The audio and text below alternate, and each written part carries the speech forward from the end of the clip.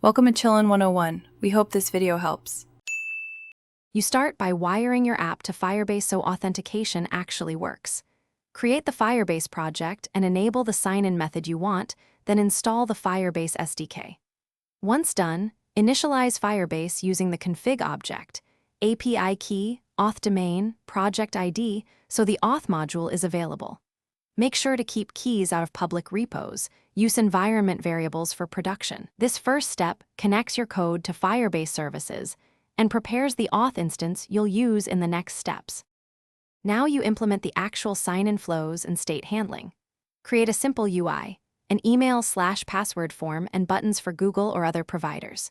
In your code, call sign in with email and password for credentials, or sign in with pop-up when using OAuth providers. These return a user credential you can inspect.